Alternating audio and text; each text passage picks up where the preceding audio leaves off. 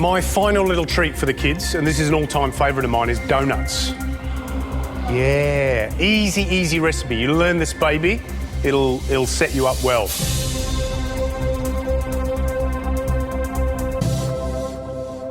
George cooks the little Greek donuts. Philip, what are they called, or Peter? Loukoumades. Loukoumades. This leaves Loukoumades for dead. Yeah. Ooh. No, there's two. I love Loukoumades, but I love donuts. Right. Everybody thinks of a donut as being, quite a heavy, little fried ball of dough. And traditionally, if you look at a recipe, what you do is you make a bread dough, essentially, a sweet bread dough. You ball it up, you let it proof, and then you deep fry that and pipe them. This is more like a batter. It's a very light and very loose recipe. So I've got 440 of milk. And what I want to do is warm that up until it's just tepid. That means when I put my finger into it, it sounds pretty gruesome, but it's blood temperature. And the reason it's important that it's blood temperature is because I'm going to put yeast into it. And the yeast needs to activate.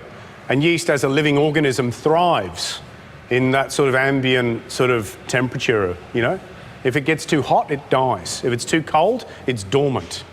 But this is a commercial brewer's yeast. It's very efficient. What it does is it multiplies and it releases carbon dioxide, which is the aeration in bread, okay? I'm going to put butter into that, and what we've got to do is just melt that together. There's 440 of milk and 100 grams of butter.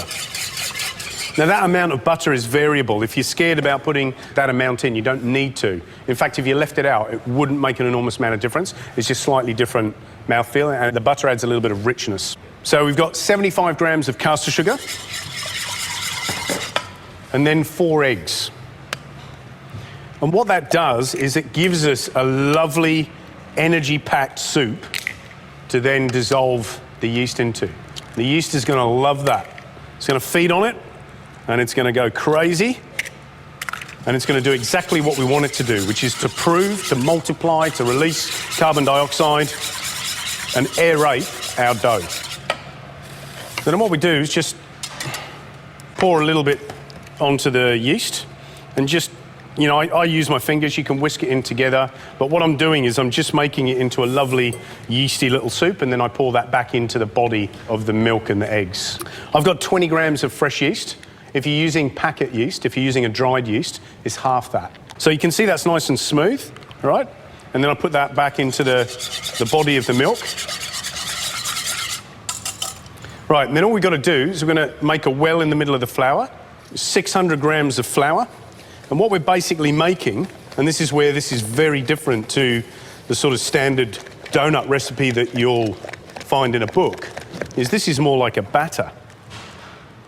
All right, and that's what is going to make it very light, okay? So we've got a lovely, soft dough. Now what we're going to do is allow that to proof. Cover it with cling film, cover it with cloth, put it in a nice little warm spot. Okay, so this is our proved batter, okay? Because it takes about 45 minutes to an hour to go through its proof. So we're looking for a nice, soft consistency. All right, it's got to be nice and light. And I've got the oil over here at 170 degrees, so it needs to sit 165, 170 degrees. And we can use a spoon to do this, just pop little spoonfuls of batter in. But what I'm going to do is use my hand. And all I'm doing is I'm working the dough in my fingers and then popping off like a little nugget into the oil, all right? Once you get into a little routine, you can actually do quite a few at once. So I've got normal vegetable oil in here. You don't want anything too strongly flavoured. What's the cooking time for those donuts, They'll take about 3 or 4 minutes. 3 or 4 minutes? You need to give them long enough so that they're going to cook right in the middle. The pleasure of cooking them, actually, is that every batch you have to... Try one. You got to try one. It's a bummer. Okay, so while they're cooking, I've just got a bit of caster sugar. What I'm going to make is a bit of lavender sugar. So I just pick the lavender flowers from fresh lavender, which is absolutely gorgeous. But I'm just going to rub those flowers through the sugar so I get a little lavender sugar coating the donut. So what's going to be a really fairly simple sort of pastry shop type dessert, just goes up a notch. They look all right, don't they? And then the idea is to take the hot donuts. Oh, they look good, don't they? And just put them through the sugar. And what you're looking for when you open it, hopefully these are going to be cooked. is just like that little steamy centre.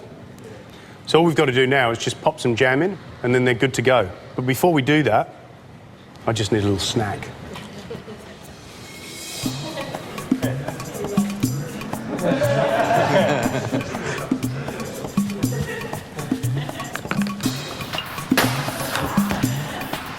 George! Okay, so let's pop a little bit of jam in, put it in a piping bag, and then make a hole in the donut.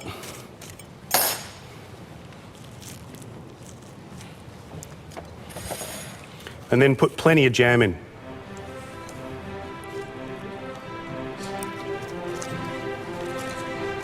Look at that. It just looks really good.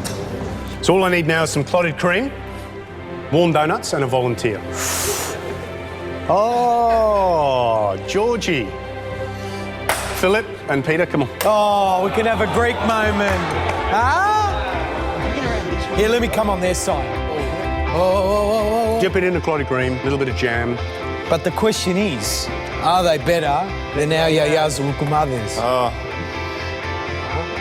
These are really good. All over me.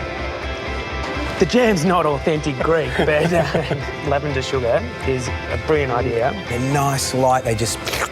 Beautiful. Enough to make you want to have another one. And George, another one. we and can't. another one. Philip, Okay. what do you think? Oh, they're amazing. I reckon I could eat the whole bowl. Great. Can I take them with me? Off you go. Thanks. Thanks for watching. Thanks, Gary. Enjoy.